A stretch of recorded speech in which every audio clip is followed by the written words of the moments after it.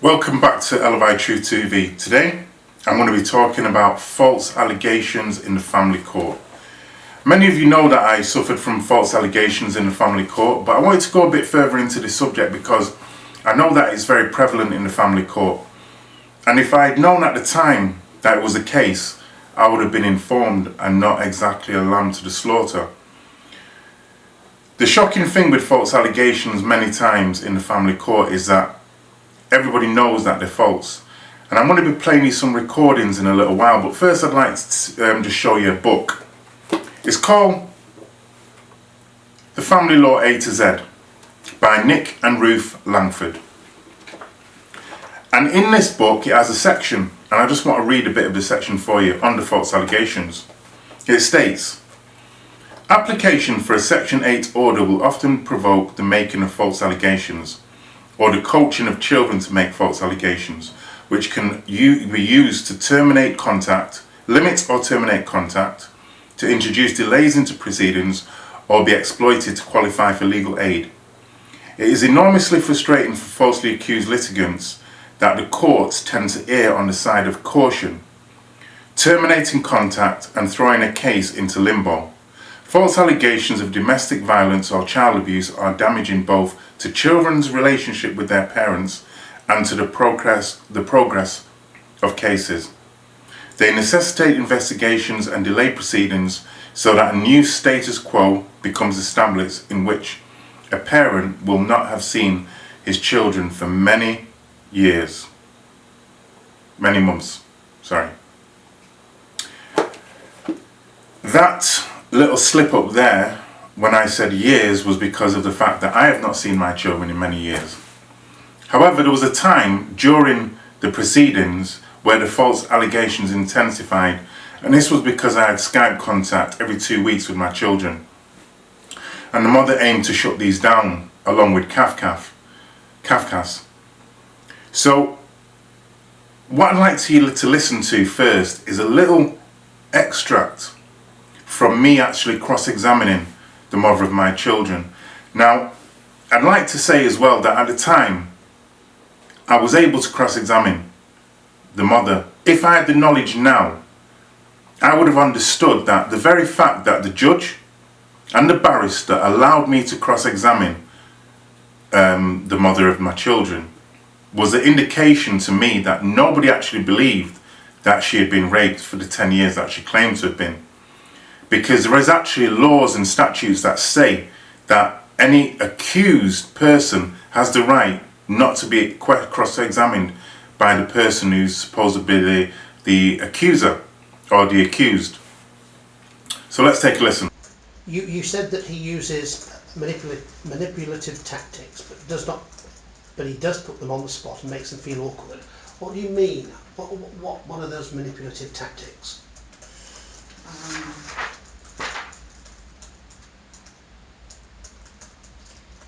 The way he phrases some things he says, so for example, and am I allowed to talk about one of the most recent Skype things if you haven't seen it?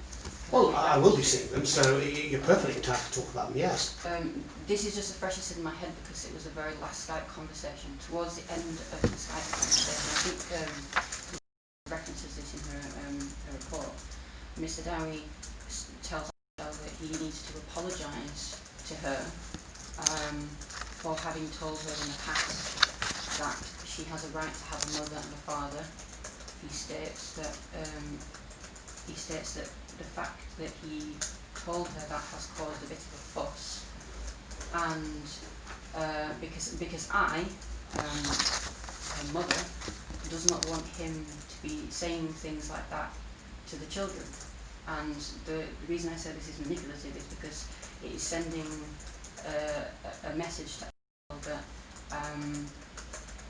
I have some kind of power in this situation to be creating, to be putting kind of rules down on Mr. Dowie's head, and that he and that he essentially is kind of a victim of this situation. I think there was a third point, and it's not, it's kind of missing. and then essentially it sets me up as being kind of the bad guy and responsible for. The main thrust of what was going on here is that the mother didn't want me to be speaking to the children about certain topics, and you can hear what she's saying here is that I have told my daughter that she had a right to a mother and a father. And this fact was being used in order to stop Skype, because, as I say, there was a fear that I would tell the children that false allegations had been made and that the mother had been having an affair, and which is the reason why I went to the family court originally. So it was interesting at the time that I was defending stuff to do with the rights of my children and the fact that I, as a father, had told my daughter that she had a right to have both parents in her life. From this statement that I've also taken from the book, what I'm trying to show here is the fact that if a book can show people that false allegations and actually define how false allegations are made, it is very, very worrying that people like myself are going into the family court, and obviously even people till today are going into the family court not knowing what kind of tactics are going to be thrown at them. So let's listen further to some other stuff that went in the same cross-examination. It is important that a full investigation is carried out by the police in relation to the applicant's behaviour, and the applicant himself has invited me to submit. So, and then you go on to say, a complaint has been made and I consider it would assist the police. So in this paragraph, what complaint are you speaking of, and what was the reason for that complaint? I am complaining about the decision that the police took earlier. I can't remember exactly when, that they were going to take no further action with my initial report to them, and that's all it's referencing. So you're referring in this statement dated the, I don't know when it's dated, let me go back to the front. You're referring to a complaint made, when was it? Dated the 20th of April. 20th of April, about a complaint you made at when? Between the end of November 15 and I'm going to guess around March 2006. 16. So basically you're talking about a historical complaint that is not in 2017, that has no relation to the Skype contact, my behaviour in the Skype contact. I think Mr. Dowie may be confusing a complaint as in a complaint about his behaviour with a complaint as in a complaint regarding the police's decision. I see. No, I think what he's saying is, look, you made complaints to the police in November 2015 and March 2016. Since then, there's been a court hearing and the court has found your allegation not proven. And you haven't gone back to the police. So you've had no issue to go back to the police. Since then, have you been back to the police? I haven't made any new complaints in terms of his behaviour. You've gone back to the original I have ones, complained to the police that I disagree with their decision to take no further action of the initial complaint. Thank you. What you're hearing here is that the mother had made certain allegations claiming that I had raped her from 2006 to 2015. But what in fact had happened when she went to the police with these allegations was that the police were not interested. There was no evidence to substantiate her claim, and also she'd never ever told anybody. If you hear what the judge said also, he stated that he made a 16 note point statement stating why he did not believe her, such as the allegation has only been made after I went to the family court, stating that her explanations were vague and so forth. Now, because I was cross-examining the mother, I was trying to get her to perjure herself in the courtroom and actually to state things that I could hold her to task on. It so turned out that what's being explained here is that she made a further complaint to the police about them not taking any action against me, which led to my being questioned and an investigation taking place. But let's listen further. Did the police give you reasons why they were taking no further action? Other than, I mean, it's just a general evidence and timescales. Did they give you specific reasons? Well, evidence and timescales were the two specific reasons. Did they say, well, you say It's- evidence, well, did they say there wasn't I sufficient think- evidence? I think Mr. Darry's specific issues to do with sexual abuse allegations, and the time. Obviously, he's saying that there is no time limit. However, I am aware of the fact that the burden of proof in a criminal court is beyond a reasonable doubt, Yes. and so you know, the threshold of evidence would have to be so significantly high for the police to pursue a charge like that. And if the evidence isn't there, the evidence just isn't there. Now, the interesting thing here is showing you that the mother is quite knowing in the fact that she knows that there was no evidence to make these claims and that there never was any evidence because no rape took place. However, she was able to make the claims, and after pressuring the police took it very, very seriously. Now, when she states that there was no evidence to show that rape had taken place, this is very true. But there was a lot of evidence to show that there had been no rapes and that the allegations were false. For instance, emails that had been sent to me asking me to come over for adult activities. I don't want to go too deeply into that. Also, adult videos that had been made between me in a consensual way and the mother of my children, which would blow her case out of the court if it had ever gone to court. But it didn't prevent her making allegations in the family court setting. Let's listen a bit. I am aware that testimony can be used as evidence in sexual allegation cases where there is no physical evidence. Was you able to submit any testimony from people that you may have spoken to during the time of your 10-year rape and sexual abuse So charges? this is not an appropriate Well, question. In particular, so can I just say? So I'm going to say particularly something. because Mother has I'm going to say already something. indicated- I'm going to say something, sir. Mother has already indicated in evidence in chief to me that Right. she was not pursuing further any sexual allegations by the police or otherwise. And It she doesn't said- say that in a statement. So can you let me? You're making my life very difficult. Sir, I want to make No, a statement. Mr. I'd like to Darry, make a please, statement. Please, I want to deal with that. You're making my life just a little bit difficult. Is that submission right?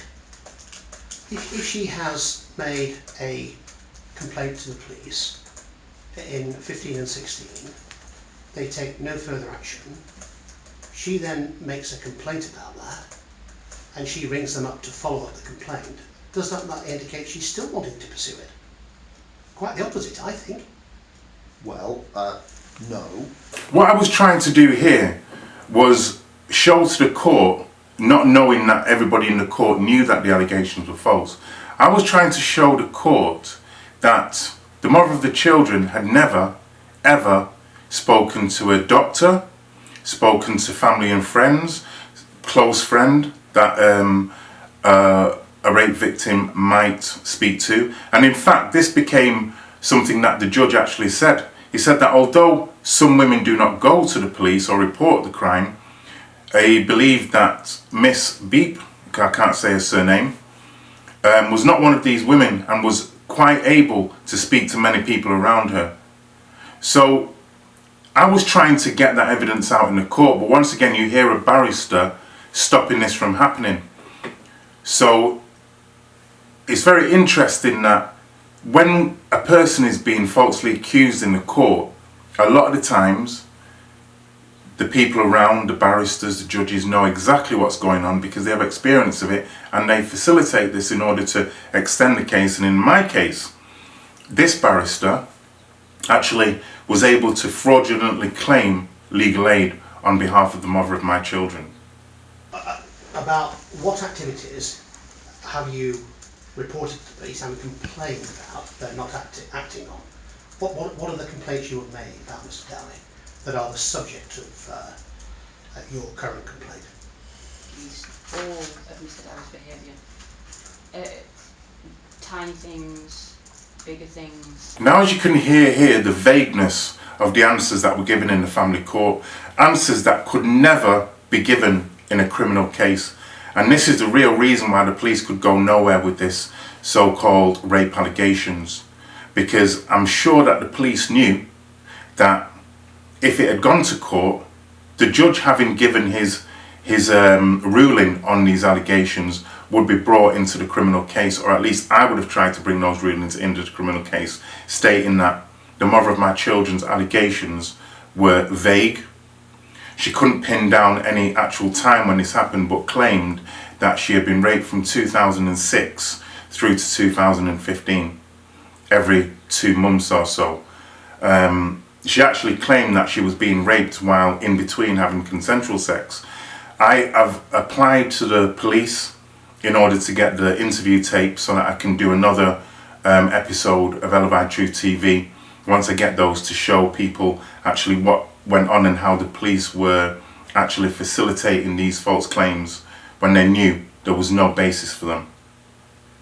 Now, the next bit of audio that I want you to listen to may sound like I'm forcing the issue, but for my own real peace of mind, I wanted to hear the mother of my children state that I had raped her. I wanted to both be able to perjure herself, because at the time I believed that the judge didn't really know that these allegations were false. It was only later that I realised that there was evidence showing that she'd made a series of false allegations to the police going back as far as 2008.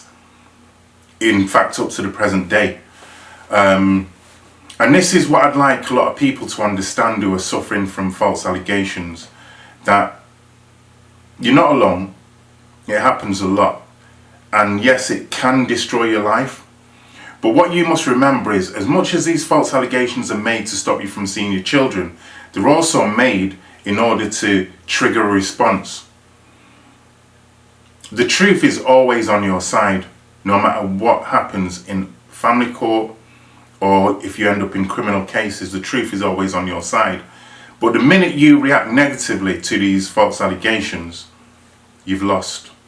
Because it's almost as if they're wanting for you to act in an inappropriate way so that they can say, there is the bad guy. Let's go a little bit deeper.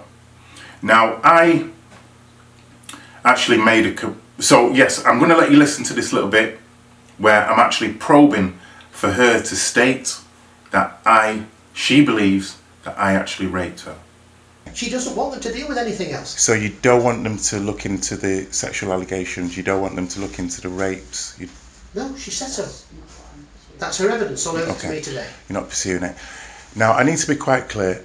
When you say you are not pursuing the allegations of sexual assault and rape that you claim happened from the year 2006 until the end of the relationship, although you're not pursuing these with the police, do you still maintain that I raped and sexually assaulted you throughout the course of the relationship? It's a yes or a no. With no disrespect to yourself and to the court, I can quite objectively separate the responsibility on you to make a judgment versus my own personal convictions. You can only make choices based on the decisions before you.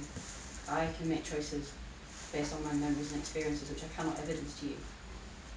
On that basis, for myself, I do still stand by that claim and believe that is what happened.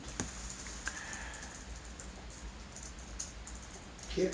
It wasn't, you answered the question in a very indirect way.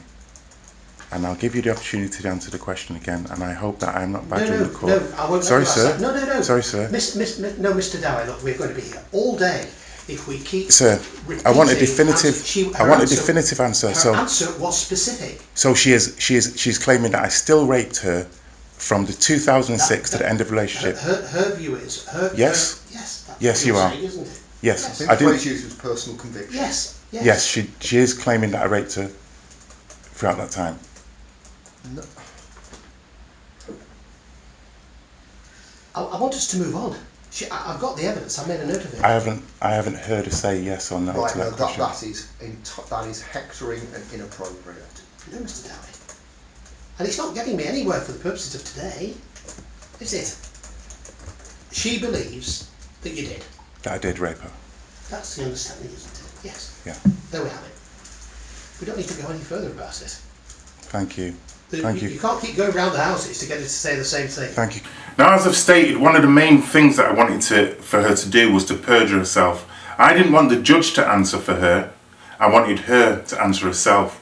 And as you can see again, the answer was very vague. Now, it's very difficult to lie.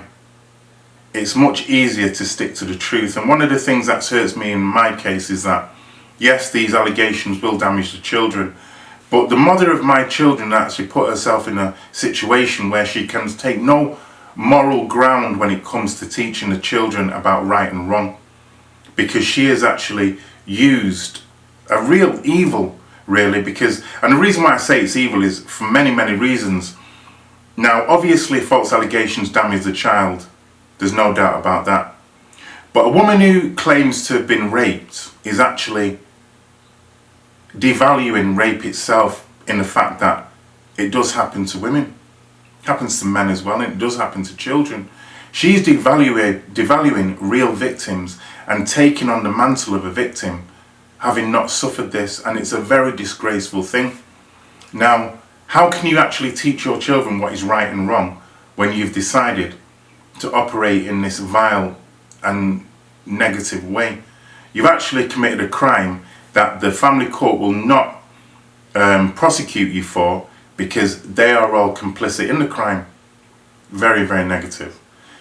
Now, I just wanted you to listen to, before I finish this episode of Alibi True TV, I want you to listen to a discussion I had with a solicitor at the time, because I actually made a complaint about the false allegations that were made about me. I went to the police and I said, look, I want these to stop. The family court have decided that this didn't happen, and I want you to look into this, because there's evidence that I can pass to you that proves that she's lying. I want you to listen to this little discussion I had with a solicitor who I was trying to gain some information from at the time. Yeah, hi, my name's Graham. I'm a solicitor in the crime department of the firm. Thank you, Graham. Hi. It's good to speak to you. No, look, Say again? look, I've had a very brief intro from my colleague there, but Yeah. I gather you've had an allegation of rape made against you, and you've got to go to the police station. Tell me what's happened. Well, basically, I went to the police about 3 weeks ago and made the allegation that, well, I reported the fact that false allegations of rape have been going on and that they were used in my family court proceedings, and the person making the allegations are my ex-partner of 10 years. We have 2 children together. And she's now making these allegations that I raped her for 10 years. Now, when the police rang me today, they didn't exactly give me the details of what she's saying happened, but I know from previous accusations that she said that it happened. It started in 2006 and went on for 10 years, and I would rape her every couple of months or stuff like this. And so I think that this has been instigated by the fact that I've become sick of You've prompted it. Yeah, sick of the false allegations, and I wanted them to stop, because basically what happened recently is I got offered a place on a master's degree in the city that she's in, so it's kind of sparked her activity to stop me coming into the city, and because of this I went to the police and asked for them to deal with these allegations, because they're false allegations. And so the police have called me today to have a voluntary interview, and I just wanted to speak to you guys because I don't know what that means legally. Yeah, okay. And which police station have they invited you to? Preston Police Station. Preston Police Station. Have they set a time and a date? Yeah, there's 11 o'clock on Thursday. Is that the 14th? I think that's the 14th. I think it is, yeah. Alright. So I just find it very worrying, I'm very troubled, because I didn't ever think that I would be facing criminal stuff for this, because I can assure you I've never raped her, and all these allegations came out after I went to have access with my children, so. Yeah. Okay. No, I mean, it doesn't they've turned around and done this, to be honest. I mean, what's happened? I mean, obviously you've gone to make a complaint. They've no doubt contacted her about that, and inevitably the only way she can sort of get out of being a bother herself is to assert that actually it's true. Yeah. And what that means is that, you know, any allegation of a sort of sexual nature, but particularly rape, is taken very seriously by the police. And I think it would. I mean, if you had called me before going to make that complaint to the police, my advice to you would have been, okay, you are entitled to go to the police to make that complaint, because it's she's making false allegations. But what you need to be mindful of is the fact that you may well bring an investigation upon your own head by doing that, because her allegation of rape trumps your complaint, because it's much more serious, and that's just the way that the police react and deal with these things. Yeah. So, given that complaint's been made by her now, the police have obviously a duty and an obligation to investigate that, and part of a police investigation is to bring the accused in for an interview under caution, and the purpose of that interview is to put the allegations to you and to try and get evidence from you to support the allegation. That's the purpose of it. The police will say things like, and they may well have even said it already in that initial call with you, we want to get you down, we want to have a chat, we want to get your side of the story or get your version of events and things like that. But the reality is, you're now being investigated for a serious offence, and the purpose of that interview is to try and get evidence from you that can be used down the line.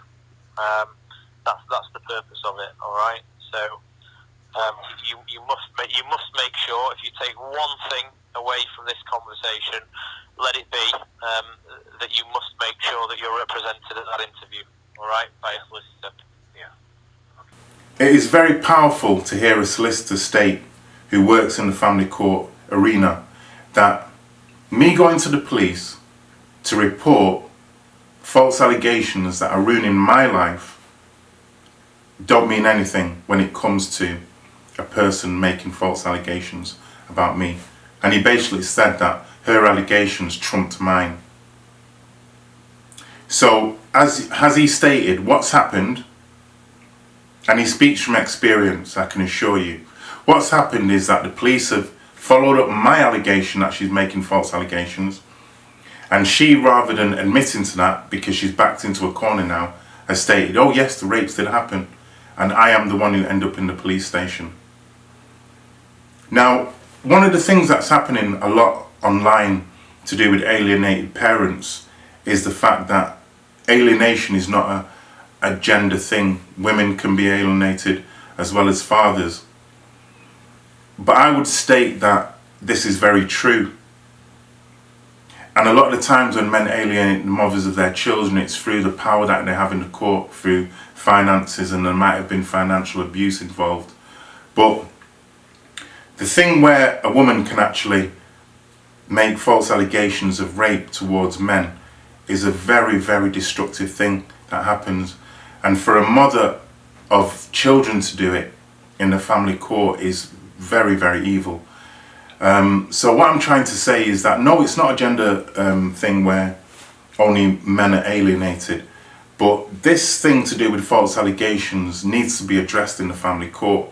I'm going to be doing other videos on this because I want people to understand that when this thing happens to you, like I say, you're not alone, as I thought I was. And ultimately, you don't really have to defend these allegations. It's for them to prove that these allegations happened. And as long as you, one, I've never raped anybody, I've never sexually assaulted anybody, then the truth is on your side. Bye for now. I'm coming back very soon with more episodes of Elevate Truth Tea. Why? Because these episodes are coming thick and fast at last.